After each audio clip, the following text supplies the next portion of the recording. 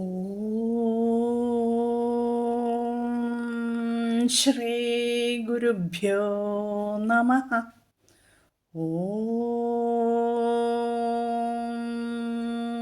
ശ്രീ പരമാത്മനേ നമഃ. ഓം ശ്രീ ലളിതാംബികായൈ നമഃ. ഓം നമോ നാരായണായ.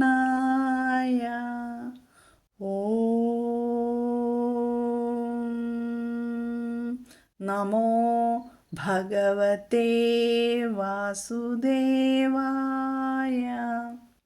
നമസ്തേ സജ്ജനങ്ങളെ, ഇന്ന് നമുക്ക് വിഷ്ണു സഹസ്രനാമ സ്തോത്രത്തിലെ 13ാമത്തെ ശ്ലോകത്തിൻ്റെ വിശദീകരണങ്ങൾ മനസ്സിലാക്കാം. നാമങ്ങളുടെ വിശദീകരണങ്ങൾ. ആദ്യം ശ്ലോകം പാരായണം ചെയ്തു തരാം. രുദ്രോ ബഹുശിരാ ബഭ്രുർവിശ്വയോനിശുചിശ്രവാഃ അമൃതശാശ്വതസ്ഥാണുർവരാരോഹോ മഹാതപാഃ. ഇതാണ് ശ്ലോകം. ഇതിൽ 9 നാമങ്ങളാണ് നമുക്ക് മനസ്സിലാക്കേണ്ടത്. 114 മുതൽ 122 കൂടിയുള്ള നാമങ്ങൾ. ആദ്യം ഈ 9 നാമങ്ങൾ ഏതൊക്കെയാണെന്ന് നമുക്ക് മനസ്സിലാക്കാം. രുദ്രഃ, ബഹുശിരാഃ, ബഭ്രുഃ, വിശ്വയോനിഃ, ശുചിശ്രവാഃ, അമൃതഃ, ശാശ്വതസ്ഥാണുഃ, വരാരോഹഃ, മഹാതപാഃ. ഇതാണ് 9 നാമങ്ങൾ.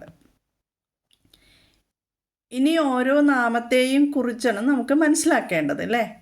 അപ്പോൾ 114ാമത്തെ നാമം രുദ്രഃ. ഇതിലെ പദച്ഛേദങ്ങളും എല്ലാം ഞാൻ പറഞ്ഞു തന്നിരുന്നു അല്ലേ. എങ്ങനെയൊക്കെയാണ് ഇത് മാറ്റം വന്നിരിക്കുന്നത് പറഞ്ഞു തന്നിരുന്നു. രുദ്രഃ ബഹുശിരാഃ, അത് രുദ്രോന്നായി വിസർഗം മാറിയിട്ട് ഓകാരം വന്നു. പിന്നെ ബഭ്രുഹു വിശ്വയോനിഹി, അവിടെ ബഭ്രു രേഭം വന്നു. ഉക്കാരം, വിസർഗത്തിന് മുമ്പ് ഉക്കാരം വരികയും വിസർഗശേഷം ബി വന്നു. അതുകൊണ്ട് അവിടെ രേഭം എറ് വന്നു. ബഭ്രുർ വിശ്വയോനിഹി ശുചിശ്രവാഹ, അവിടെ ഷാ ഇരട്ടിച്ചു, അല്ലെങ്കിൽ ഷായുടെ പകുതി വിസർഗസ്ഥാനത്ത് ചൊല്ലാം. പിന്നെ അമൃതഃ ശാശ്വതഃ, അവിടെ ഷാ ഇരട്ടിച്ചു, അല്ലെങ്കിൽ ചൊല്ലാം. പിന്നെ ശാശ്വതസ്ഥാണുഹു, ശാശ്വതയല്ല, അമൃതഃ ശാശ്വതസ്ഥാണുഹു. അപ്പോൾ ശാശ്വതസ്ഥാണുഹു വരാരോഹോ വിസർഗം വന്നിട്ട് അവിടെ രേഭം വന്നു. പിന്നെ മഹാതപാഹ, അവിടെ ഓകാരം വന്നു, വരാരോഹോ എന്ന് വന്നു. ഇത്രയേ ഉള്ളൂ. ഇതെല്ലാം നമ്മൾ പഠിച്ചിട്ടുള്ളതാണ് അല്ലേ. ആദ്യത്തെ നാമം, അതായത് 114ാമത്തെ നാമം രുദ്രഃ എന്നാണ്. രോദയതി ഇതി രുദ്രഃ. രോദയതി എന്ന് വെച്ചാൽ രോദിപ്പിക്കുന്നവൻ, കരയിപ്പിക്കുന്നവൻ ആണ് രുദ്രൻ. ഒരർത്ഥമാണത്. രോദയതി ഇതി രുദ്രഃ, വിഗ്രഹം. രോദിപ്പിക്കുന്നവൻ അല്ലെങ്കിൽ കരയിപ്പിക്കുന്നവൻ ആരോ അവൻ രുദ്രൻ. അതായത് പ്രളയകാലത്ത് ഈ കാണുന്ന ജഗത്തിനെ മുഴുവൻ ഭഗവാൻ തന്നെ ലയിപ്പിക്കും അല്ലേ. അപ്പോൾ അതുകൊണ്ട് രോദിപ്പിക്കുന്നവൻ എന്ന് പറയുന്നത്. ഭഗവത്ഗീതയിലെ വിഭൂതി യോഗത്തിൽ ശ്രീകൃഷ്ണ ഭഗവാൻ പറയുന്നുണ്ട്, രുദ്രാണാം ശങ്കരശ്ചാസ്മി. അതായത് രുദ്രാണാം ശങ്കരഃ ച അസ്മി, രുദ്രന്മാരിൽ ശങ്കരൻ ഞാനാകുന്നു എന്ന് പറയുന്നുണ്ട്. അപ്പോൾ രുദ്രന്മാരെന്ന് പറഞ്ഞാൽ ആരാണ്? ബഹുവചനമല്ലേ. രുദ്രൻ ഞാനാകുന്നു എന്നല്ല പറഞ്ഞത്, രുദ്രന്മാരിൽ ശങ്കരൻ ഞാനാകുന്നു എന്നാണ് പറഞ്ഞിരിക്കുന്നത്. അപ്പോൾ ഏകാദശ രുദ്രന്മാരെക്കുറിച്ച് ഒന്ന് സൂചിപ്പിക്കണം അല്ലേ. രുദ്രന്മാരിൽ ശങ്കരൻ ഞാനാണെന്ന് പറയുമ്പോൾ അതൊന്ന് സൂചിപ്പിച്ചിട്ട് നമുക്ക് മുന്നോട്ട് പോകാം. ശ്രീമദ് ഭാഗവതത്തിൽ പറയുന്നത്, യോഗനിദ്രയില്ലാണ്ട് ജലോപരി ശയിച്ചിരുന്ന ഭഗവാന്റെ നാഭീപത്മത്തിൽ നിന്ന് പ്രജാപതികളുടെ നാഥനായ ബ്രഹ്മാവ് ഉണ്ടായി എന്നാണ്. ബ്രഹ്മാവിൻ്റെ ഡ്യൂട്ടി എന്താണ്? സൃഷ്ടി. അപ്പോൾ ബ്രഹ്മാവ് ആദ്യം 5 അജ്ഞാനവൃത്തികളെ സൃഷ്ടിച്ചു. 5 അജ്ഞാനവൃത്തികളെ കുറിച്ച് ഞാൻ പറഞ്ഞിരുന്നു ഒരു ഓഡിയോയിൽ. തമസ്, മോഹം, മഹാമോഹം, താമ്രിസം, താമ്രിസം. സ്വസ്വരൂപം അറിയാതിരിക്കുന്നതാണ് തമസ്. മോഹം എന്നാൽ ദേഹാദികളിൽ ഉണ്ടാകുന്ന അഭിമാനം. ഭോഗങ്ങളിൽ തൃഷ്ണ വളരുന്നത് മഹാമോഹം. ഭോഗസിദ്ധിക്ക് തടസ്സം നിൽക്കുന്നവരോട് തോന്നുന്ന നീരസമാണ് താമ്രിസം. ആഗ്രഹം സാധിക്കാതെ വരുമ്പോൾ താൻ നശിച്ചു എന്ന തോന്നലുണ്ടാകുന്നതാണ് അന്ധതാമ്രിസം. ഈ 5ഉം അവിദ്യയുടെ വകഭേദങ്ങളാണ്. ബ്രഹ്മാവിൻ്റെ അടുത്ത സൃഷ്ടിയാണ് സനകാദികൾ, ബ്രഹ്മാവിൻ്റെ മാനസപുത്രന്മാർ. സനകൻ, സനന്തൻ, സനാതനൻ, സനൽകുമാരൻ, ഇവരാണ് ആ 4 മാനസപുത്രന്മാർ. ഇവർ അധ്യാത്മ ചിന്തകരും നിത്യബ്രഹ്മചാരികളുമായ ഋഷീശ്വരന്മാരായി തീർന്നു. ഈ 4 പേരെയും സൃഷ്ടികർമ്മത്തിൽ പങ്കാളികളാക്കുവാൻ ബ്രഹ്മാവ് നടത്തിയ ശ്രമം പരാജയപ്പെട്ടു. തൻ്റെ കൽപ്പന മാനിക്കാതിരുന്ന പുത്രന്മാരോട് വെറുപ്പ് തോന്നി. പക്ഷേ വെറുപ്പ് പുറത്ത് പ്രകടിപ്പിച്ചില്ല അത്രേ. അങ്ങനെ ഉള്ളിലൊതുക്കിയ ഈർഷ്യ ഭ്രൂമധ്യത്തിലൂടെ നീലലോഹിതവർണ്ണനായ ഒരു കുമാരനായിട്ട് പുറത്തു വന്നു. ഭ്രൂമധ്യം എന്ന് വെച്ചാൽ പുരികക്കൊടികളുടെ ഇടയിലുള്ള ഭ്രൂമധ്യം സ്ഥലം. ദേവന്മാരുടെ പൂർവികനും ജ്ഞാനഗുണസമ്പന്നനുമായ ആ ബാലൻ ബ്രഹ്മാവിനോട് കരഞ്ഞുകൊണ്ട് അഭ്യർത്ഥിച്ചു അത്രേ, പിതാവേ, എനിക്കുള്ള നാമങ്ങളും സ്ഥാനങ്ങളും ഏതെല്ലാമാണെന്ന് പറഞ്ഞു തന്നാലും എന്നൊക്കെ കരഞ്ഞു. ഇങ്ങനെ കരഞ്ഞുകൊണ്ട് പറഞ്ഞതുകൊണ്ട് രുദ്രൻ എന്ന പേര് വന്നു. രുദ്രന് 11 സ്ഥാനങ്ങളും 11 പേരുകളും ബ്രഹ്മാവ് കൽപ്പിക്കപ്പെട്ടു. 11 പത്നിമാരെയും നൽകി. ഭാഗവതത്തിലുള്ളതാണ് കേട്ടോ. അങ്ങനെ ബ്രഹ്മാവിൻ്റെ ആഗ്രഹപ്രകാരം കർമ്മങ്ങൾ ഈ രുദ്രന്മാർ നിർവഹിച്ചു. 11 രുദ്രന്മാരുടെ പേരുകൾ പല വ്യാഖ്യാനങ്ങളിലും പല പേരുകളാണ്. ഭാഗവതത്തിലെ പേരാണ് ഞാനിവിടെ പറയുന്നത്. മന്യു, മനു, മഹീനസൻ, മഹാൻ, ശിവൻ, ഋതുധ്വജൻ, ഉഗ്രരേതസ്, ഭവൻ, കാലൻ, വാമദേവൻ, ധൃതവ്രതൻ 11. ഇവിടെ ബ്രഹ്മാവിൻ്റെ ഭ്രൂമധ്യത്തിൽ നിന്നും ഒരു നീല നിറത്തിലുള്ള ബാലൻ പുറത്തു വന്നു എന്നും അവൻ കരഞ്ഞതുകൊണ്ട് രുദ്രൻ എന്ന പേര് ബ്രഹ്മാവ് നൽകിയെന്നും പറഞ്ഞു.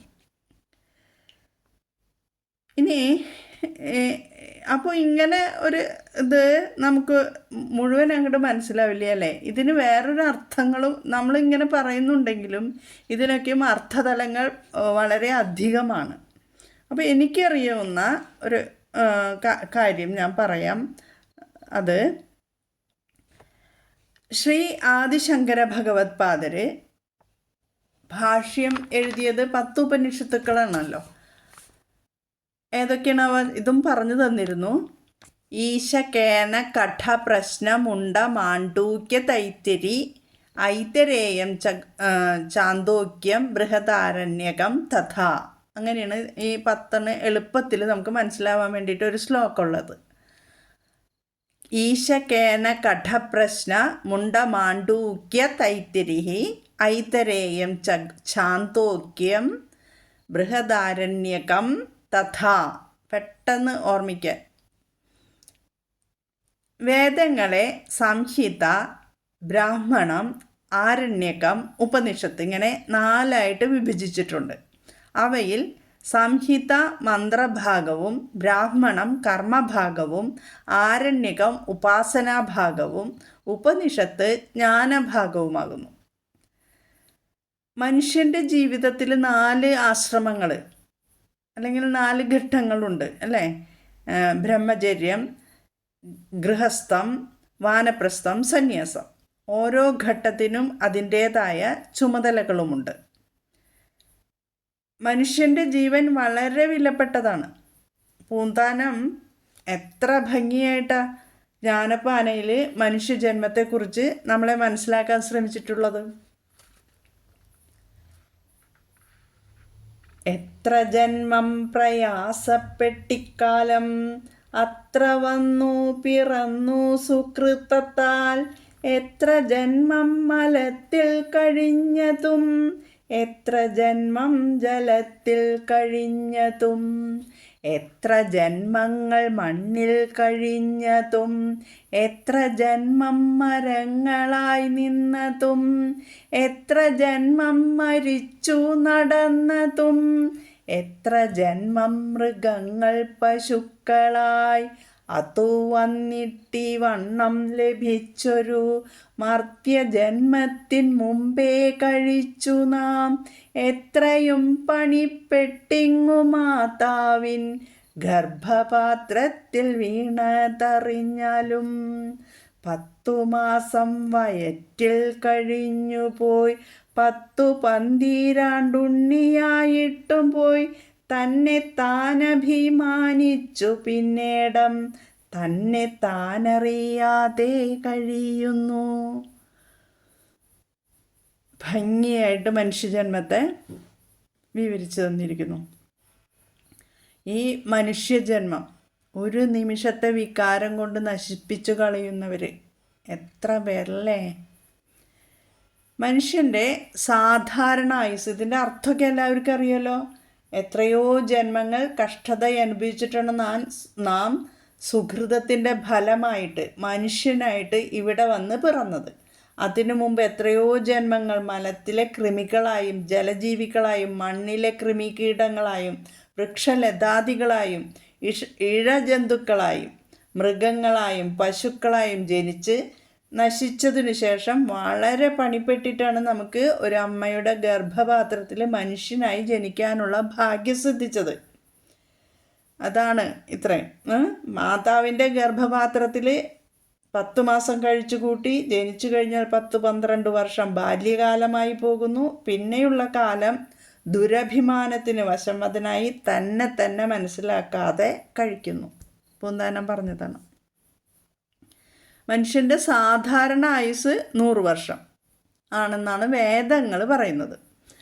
പിന്നെയും ആയുസ്സുള്ളവർ ധാരാളം പേരുണ്ട്. ചിട്ടയായി ജീവിതം രൂപപ്പെടുത്തിയാൽ 100 വർഷം വരെ സുഖമായി ജീവിക്കാം. ആശ്രമങ്ങൾ 4 എന്ന് പറഞ്ഞല്ലോ. അതിൽ ആദ്യത്തേത് ബ്രഹ്മചര്യം. ബ്രഹ്മം എന്നാൽ എന്താണ്? ഈശ്വരൻ, വേദം, അറിവ് എന്നെല്ലാം അർത്ഥം. ചര്യം എന്നാൽ നടപ്പ് എന്നർത്ഥം. ബ്രഹ്മചര്യം എന്നാൽ ഈശ്വരനെ ഓർത്തുകൊണ്ട് അറിവിൽ നടക്കുക എന്നാണ് അർത്ഥം. ബ്രഹ്മത്തിൽ ചാരിയൊരുക്കുക എന്നും ഒരർത്ഥം ആചാര്യ പ്രഭാഷണത്തിൽ ഞാൻ മനസ്സിലാക്കിയിട്ടുണ്ട്. ഈ ബ്രഹ്മചര്യ സമയത്ത് എന്താ നമ്മൾ ചെയ്യേണ്ടത്? ഈ സമയത്ത് അറിവ് നേടുക എന്ന ചിന്ത മാത്രമേ കുട്ടികൾക്കുണ്ടാവൂ. പണ്ട് ബ്രഹ്മചാരി ഗുരുകുലത്തിൽ താമസിച്ച് നിയന്ത്രിതമായ ചര്യകളോട് കൂടി സംഹിതാഭാഗത്തിൽ ഉള്ള മന്ത്രങ്ങൾ അഭ്യസിക്കണം. ഇപ്പോഴത്തെ കുറച്ച് മഠങ്ങളിലൊക്കെ ഉണ്ട്. അത്രയേ ഉള്ളൂ. ഒരു 20-25 വയസ്സ് വരെ ബ്രഹ്മചര്യം അനുഷ്ഠിക്കണം. മനുഷ്യൻ്റെ ഭാവി കരുപ്പിടിപ്പിക്കുന്നത് എപ്പോഴാണ്? പഠിക്കുന്ന കാലത്താണ്. ഇക്കാലത്ത് ജീവിതത്തിന് അടുക്കും ചിട്ടയും ഉണ്ടായാൽ സ്വാഭാവികമായും ജീവിതത്തെ അഭിമുഖീകരിക്കാൻ കെൽപ്പുണ്ടാകും. തങ്ങളുടെ ശരീരശക്തി, മനഃശക്തി, ആത്മീയ ശക്തി തുടങ്ങിയവ ഇങ്ങനെ വർദ്ധിപ്പിക്കണം. ഇത് ആദ്യം കുട്ടികളെ ശീലിപ്പിക്കേണ്ടത് മാതാപിതാക്കൾ തന്നെയാണ്. വേറെ ഒരു കാര്യങ്ങളിലും അവർക്ക് ചിന്തയുണ്ടാവാൻ പാടില്ല. പഠിക്കുന്ന കാലത്ത് ചെറുപ്പകാലങ്ങളിലുള്ള ശീലം മറക്കുമോ മാനുഷനുള്ള കാലം. ഓർമ്മയുണ്ടല്ലോ നമ്മളൊക്കെ പഠിച്ചത്. അടുത്ത ആശ്രമം ഗൃഹസ്ഥാശ്രമമാണ് അല്ലേ. ബ്രാഹ്മണങ്ങളിൽ ഗൃഹസ്ഥാശ്രമി അനുഷ്ഠിക്കേണ്ട കർമ്മങ്ങളാണ് വിവരിക്കുന്നത്. സംഹിതയിൽ ബ്രഹ്മചര്യം പറഞ്ഞു, ഇവിടെ ബ്രാഹ്മണങ്ങൾ, ഗൃഹസ്ഥാശ്രമി അനുഷ്ഠിക്കേണ്ട കർമ്മങ്ങൾ, മര്യാദ, നിയമം, സംയമനം എന്നിവയോടെ ജീവിക്കണം. ഭാര്യയും ഭർത്താവും ഒരു ശരീരത്തിൻ്റെ 2 ഭാഗങ്ങളായി പരസ്പരം കരുതണം. നാരീശ്വര സങ്കല്പമുണ്ടല്ലോ, അതുപോലെ സ്വന്തം കുട്ടികൾക്ക് നല്ല വിദ്യാഭ്യാസം നൽകണം. അവരെ സദാചാരികളാക്കി വളർത്തണം. നല്ല തലമുറയെ വാർത്തെടുക്കുന്ന ആശ്രമമാണ് ഗൃഹസ്ഥാശ്രമം. കർമ്മം ചെയ്യുന്നത് ഗൃഹസ്ഥാശ്രമമാണ്. അടുത്ത ആശ്രമം ഏതാണ്? വാനപ്രസ്ഥം. അതായത് ആരണ്യകം ഉപാസന ഭാഗമുണ്ടല്ലോ, വാനപ്രസ്ഥം. ആരണ്യം എന്ന് വെച്ചാൽ കാട്, വനം. ഗൃഹസ്ഥാശ്രമത്തിൽ നിന്ന് വാനപ്രസ്ഥത്തിലേക്ക് കടക്കുമ്പോൾ അനുഷ്ഠിക്കേണ്ട ഉപാസനകളാണ് ആരണ്യകത്തിൽ പറയുന്നത്. അവ കൊണ്ട് കർമ്മഫലം നേടുവാൻ ഉള്ള മാർഗങ്ങളാണ് ആരണ്യകത്തിലെ വിഷയം. പണ്ട് വാനപ്രസ്ഥം എന്ന് പറഞ്ഞാൽ രാജാക്കന്മാരൊക്കെ കുട്ടികൾക്ക് ഭാരം ഏൽപ്പിച്ച് തൻ്റെ എല്ലാ ഭാരവും അവിടെ മക്കളിലേക്ക് ഏൽപ്പിച്ച് കൊടുത്തിട്ട് വനത്തിലേക്ക് പോകും, വീട് വിട്ടിറങ്ങും. ഇപ്പോൾ അങ്ങനെ വനത്തിലേക്ക് ഇറങ്ങുന്നതിലൊന്നും വേണ്ട. നമുക്ക് വീട്ടിൽ തന്നെ ഒന്നിലും കൈകടത്താതെ, വീട്ടിലെ കാര്യങ്ങളിലൊന്നും കൈകടത്താതെ ഭഗവത് ചിന്തകളിലേക്ക്, അല്ലെങ്കിൽ ധാരാളം സത്സംഗങ്ങളുണ്ട്. ഇപ്പോൾ എല്ലാവരും ഭാഗ്യം ചെയ്തവരാണ്. സത്സംഗങ്ങളിപ്പോൾ ധാരാളമുണ്ട്. അതിൽ ചേർന്ന് നല്ല കാര്യങ്ങൾ ചെയ്യുക, ആത്മീയ പരിശീലനം, ആത്മതത്വത്തിലേക്ക് ഉയരാനായിട്ട് ശ്രമിക്കുക, കീർത്തനങ്ങളൊക്കെ ചൊല്ലി. അതാണ് വാനപ്രസ്ഥം. ഇനി സന്യാസമുണ്ട്, അടുത്ത ആശ്രമം ത്യാഗം. ഈ അവസാന ഘട്ടത്തിൽ ആത്മീയ ലക്ഷ്യങ്ങൾ മാത്രം തേടിക്കൊണ്ട് എല്ലാ ലൗകിക ലക്ഷ്യങ്ങളിലും സജീവമായ ഇടപെടലുകളിൽ നിന്നും പിൻവാങ്ങാം. കർമ്മം കൊണ്ടും ഉപാസന കൊണ്ടും സംശുദ്ധമായി തീർന്നിട്ടുള്ള മനസ്സിൽ ഉദിക്കുന്ന ജ്ഞാനത്തെപ്പറ്റി ഉപനിഷത്തുക്കളിൽ പ്രതിപാദിക്കുന്നത്. ഇനി അപ്പോൾ ഉപനിഷത്ത് അത് ജ്ഞാനഭാഗമാണ്. 10 ഉപനിഷത്തുക്കളിൽ പല വിധത്തിലും തത്വചിന്തയിലും വിഷയവൈവിധ്യത്തിലും അഗ്രിമസ്ഥാനം അർഹിക്കുന്ന ഒരു ഉപനിഷത്താണ് ബൃഹദാരണ്യകം. ബൃഹത്ത് എന്നത് സൂചിപ്പിക്കുന്നത് ഉപനിഷത്തുകൾ വെച്ച് വലിയതാണ്, അല്ലേ? ആരണ്യകമാണ്, ഉപനിഷത്താണ്. ഇനി ഓരോ ഖണ്ഡത്തിലും ബ്രാഹ്മണം എന്ന പേർ നൽകിയിട്ടുണ്ട്. അങ്ങനെ വേദത്തിൻ്റെ മുഴുവൻ സാരാംശവും ഈ ബൃഹദാരണ്യക ഉപനിഷത്തിലുണ്ട്. ബൃഹദാരണ്യകത്തിൽ ആകെ 6 അധ്യായങ്ങളാണുള്ളത്. ഈ 6 അധ്യായങ്ങളെ 47 ബ്രാഹ്മണങ്ങളായി വിഭജിച്ചിട്ടുണ്ട്. 1-ാം അധ്യായത്തിൽ യാഗാദി കർമ്മങ്ങൾ കേവലം പ്രതീകങ്ങൾ മാത്രമാണെന്നും പരമാർത്ഥ ജ്ഞാനത്താൽ പരിപുഷ്ടങ്ങളാകുമ്പോൾ മാത്രമേ അവ സഫലമാകുന്നുള്ളൂ എന്നും കാണിക്കുന്നു. 2-ാം അധ്യായത്തിലെ 2-ാം ബ്രാഹ്മണത്തിലാണ് യാജ്ഞവൽക്യൻ രംഗപ്രവേശനം ചെയ്യുന്നത്. സന്യസിക്കാൻ ആഗ്രഹിച്ച് യാജ്ഞവൽക്യൻ തൻ്റെ സ്വത്ത് മുഴുവൻ തൻ്റെ 2 ഭാര്യമാർക്കും ഭാഗിച്ചു കൊടുക്കാൻ ആഗ്രഹിക്കുന്നു. അപ്പോൾ മൈത്രേയി എന്ന ഭാര്യ അമൃതത്വ സാധകമല്ലാത്ത സമ്പത്ത് തനിക്ക് വേണ്ട എന്ന് പറയുന്നു. ആത്മജ്ഞാനം മാത്രം ഉപദേശിച്ചു തന്നാൽ മതിയെന്ന് അപേക്ഷിക്കുന്നു. അങ്ങനെയാണ് യാജ്ഞവൽക്യൻ്റെ ആത്മജ്ഞാനോപദേശം ആരംഭിക്കുന്നത്. ബൃഹദാരണ്യകത്തിൽ ഏറ്റവും പ്രധാനമായിട്ടുള്ളത് 3-4 അധ്യായങ്ങളാണ്. അധ്യാത്മ സത്യത്തെ ഉപപത്തി കൊണ്ട് സമർത്ഥിക്കുന്നത് ഇവിടെയാണ്. ഈ 3-ാം അധ്യായത്തിൽ 9 ബ്രാഹ്മണങ്ങളാണ് ഉള്ളത്. വേഗം പറഞ്ഞു പോകണം കേട്ടോ, ഒന്ന് ചെറുതാക്കി പറഞ്ഞു തരാമെന്നാണ്. ഈ രുദ്രന്മാരിലേക്ക് എത്താനാണ് എൻ്റെ ലക്ഷ്യം. മുഖ്യ ആചാര്യ യാജ്ഞവൽക്യനാണ്. ആഖ്യായിക രൂപത്തിലാണ് ആദ്യത്തെ അശ്വല ബ്രാഹ്മണം തുടങ്ങുന്നത്. ആഖ്യായിക രൂപം എന്നാൽ എന്താ? കവികൽപ്പിതമല്ലാത്ത, പരമാർത്ഥത്തിൽ മുമ്പ് നടന്നിട്ടുള്ളതായ കഥ, അതാണ് ആഖ്യായിക രൂപം എന്ന് പറയുന്നത്. ജനക മഹാരാജാവ് ധാരാളം ദക്ഷിണകൾ നൽകേണ്ടുന്നൊരു യാഗം ചെയ്യുകയാണ്. ഒരു ദിവസം കൊമ്പിലും കുളമ്പിലും സ്വർണം കെട്ടിച്ച 1000 പശുക്കളെ ബ്രഹ്മജ്ഞന്മാരുടെ സദസ്സിൽ കൊണ്ടുവന്നു. എന്നിട്ട് അവരോട് രാജാവ് പറഞ്ഞു, നിങ്ങളിൽ ഏറ്റവും വലിയ ബ്രഹ്മനിഷ്ഠൻ ഈ പശുക്കളെ കൊണ്ടുപോകാമെന്ന്. ആരും അവയെ കൊണ്ടുപോകാൻ ധൈര്യപ്പെട്ടില്ല. ഈ സമയത്ത് യാജ്ഞവൽക്യൻ എന്താണ്, തൻ്റെ ശിഷ്യനോട് ആ പശുക്കളെ ആശ്രമത്തിലേക്ക് കൊണ്ടുപോകാൻ പറഞ്ഞു. അപ്പോൾ ബാക്കിയുള്ള ബ്രഹ്മജ്ഞന്മാർ എഴുന്നേറ്റ് യാജ്ഞവൽക്യൻ്റെ ബ്രഹ്മിഷ്ഠത്വത്തെ ചോദ്യം ചെയ്തു. അപ്പോൾ യാജ്ഞവൽക്യൻ പറഞ്ഞു, ഞാൻ പശുക്കളെ കിട്ടണമെന്ന് ആഗ്രഹിക്കുന്നു. അങ്ങനെ യാജ്ഞവൽക്യനോട് ആ സദസ്സിലുള്ള ബ്രഹ്മജ്ഞന്മാർ ചോദ്യങ്ങൾ ചോദിക്കാൻ തുടങ്ങി.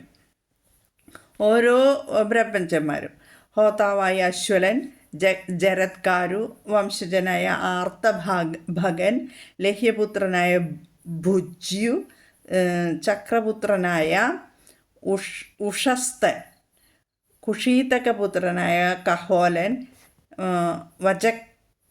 വജഗ്നുപുത്രിയായ ഗാർഗി, ഉദ്ദാലക ആരുണി, ശകലപുത്രനായ വിദഗ്ധൻ, ശാകല്യൻ എന്ന് പറയുന്നുണ്ട്, എന്നിവരെല്ലാം പല വിധത്തിലുള്ള ചോദ്യങ്ങളെ കൊണ്ട് യാജ്ഞവൽക്യൻ്റെ ബ്രഹ്മിഷ്ഠത്വത്തെ പരീക്ഷിക്കുന്നു.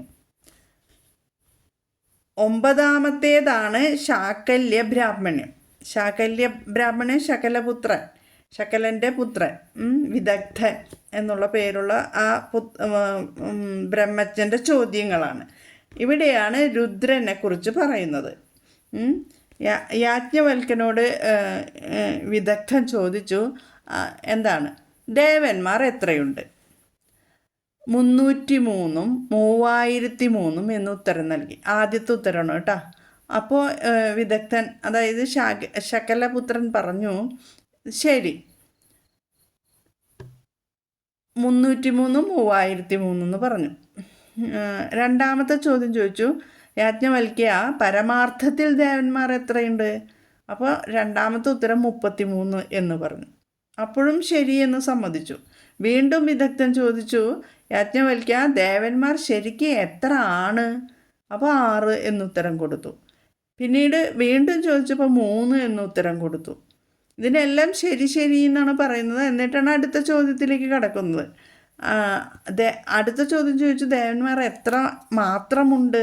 അപ്പോൾ 2 എന്ന് പറഞ്ഞു. വീണ്ടും ചോദിച്ചു, ദേവന്മാർ സത്യത്തിൽ എത്രയാണ്? 1.5 എന്ന് പറഞ്ഞു യാജ്ഞവൽക്യൻ. പിന്നെ 1 എന്ന് പറഞ്ഞു. ഈ 1 എന്നിലേക്ക് എത്തിയത് ബ്രഹ്മാണ് കേട്ടോ. ഉത്തരം ബ്രഹ്മം 1, ഭഗവാൻ മാത്രമേ ഉള്ളൂ. ഇങ്ങനെ അവസാനം 1-ലെത്തി.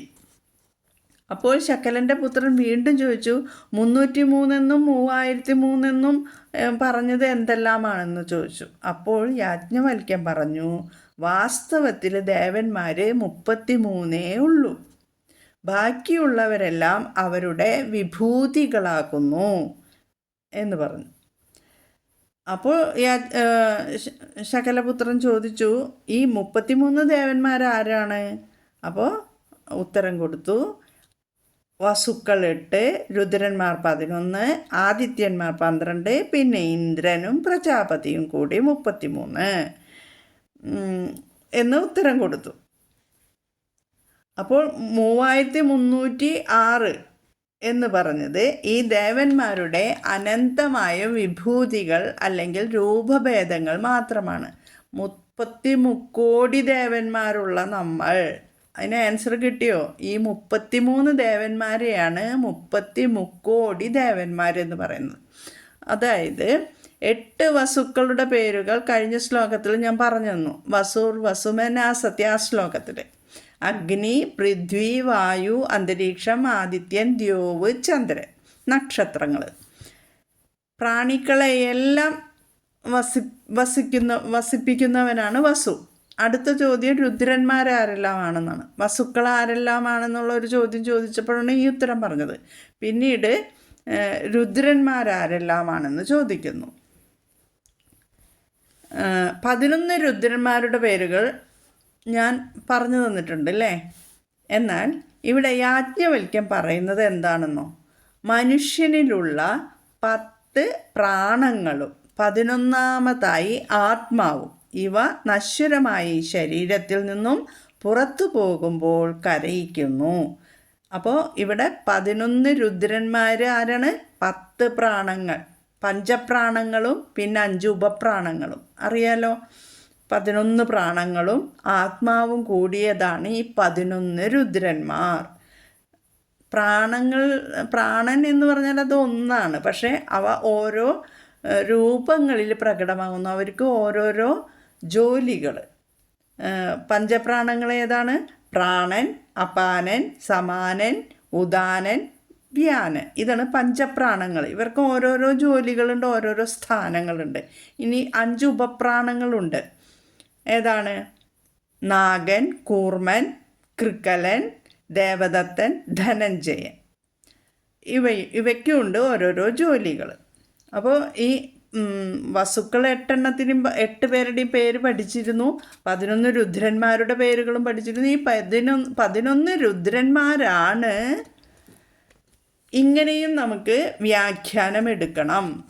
നമ്മൾ ആദ്യത്തെ അറിവ് അവരുടെ പേരുകളാണ്. പിന്നീട് ഇതും കൂടി മനസ്സിലാക്കണം. നമ്മൾ ആത്മതത്വത്തിലേക്ക് വരുമ്പോൾ ഓരോന്നിങ്ങനെ മനസ്സിലാക്കി പോകണം. പിന്നെ ആദിത്യന്മാരുണ്ട് 12 മാസങ്ങളെയാണ് ആദിത്യന്മാരെന്ന് പറയുന്നത്. പിന്നെ ഇന്ദ്രൻ ആരാണെന്ന ചോദ്യത്തിന് അവിടെ തന്നെ ഉത്തരം പറയുന്നു, സ്തനയിത്നു ആണെന്ന് മറുപടി പറഞ്ഞു. അപ്പോൾ അതെന്താണ്? അശനിയാണെന്ന് പിന്നീട് മറുപടി പറഞ്ഞു. ഈ അശനി എന്ന് പറഞ്ഞാൽ എന്താണ്? മിന്നൽപ്പിണർ. മേഘങ്ങളെയും പിന്നെ മിന്നൽപ്പിണറിനെയൊക്കെ നിയന്ത്രിക്കുന്നത് ഇന്ദ്രനാണെന്നാണല്ലോ നമ്മൾ മനസ്സിലാക്കുന്നത്. അപ്പോൾ അതുകൊണ്ടാണ് അവിടെ ഇന്ദ്രൻ വന്നത്. പിന്നെ ഇനി പ്രജാപതി യജ്ഞമാണ്. യജ്ഞം എന്താണെന്ന ചോദ്യത്തിന് പശുക്കളാകുന്നു എന്ന് യാജ്ഞവൽക്കൻ ഉത്തരം നൽകുന്നുണ്ട്. പശുക്കൾ യജ്ഞസാധനങ്ങളായതുകൊണ്ടാണ് അവയെ യജ്ഞം എന്ന് പറയുന്നത്. ഞാൻ ഇത്രയും വിശദമായി പറഞ്ഞു തന്നത് 30 മുക്കോടി ദൈവങ്ങളെ ആരാധിക്കുന്നു എന്ന് പറയുന്നതിന് ഉത്തരം നിങ്ങളും മനസ്സിലാക്കിയിരിക്കണം. അതുകൊണ്ടാണ് ഞാൻ ഇത്രയും പറഞ്ഞത് കേട്ടോ. ഇപ്പോൾ രുദ്രന്മാരെ കുറിച്ച് മനസ്സിലാക്കി. രുദ്രഹ എന്ന് ഇവിടെ മഹാവിഷ്ണുവിന് നാമം വന്നത് ഞാൻ ആദ്യം പറഞ്ഞു. പ്രളയകാലത്ത് പ്രജകളെ സംഹരിച്ചും കൊണ്ട് രോധിപ്പിക്കുന്നവൻ, അല്ലെങ്കിൽ രുത്തെന്ന് വെച്ചാൽ വാക്കിനെ ദാനം ചെയ്യുന്നവൻ. പിന്നെ എന്നാൽ ദുഃഖകാരണ, രുവിനെ ദുരീകരിക്കുന്നവൻ. ഇത്രയാണ് നമുക്ക് മഹാവിഷ്ണുവിൻ്റെ നാമങ്ങളിൽ വരുന്നത് കേട്ടോ. ഇനി അടുത്ത നാമങ്ങളൊക്കെ അടുത്ത ഭാഗത്ത് പറഞ്ഞു തരാം. ഓം ശ്രീ ഗുരുഭ്യോ നമഃ. ഹരി ഓം. ഓം തത്സത്ത്.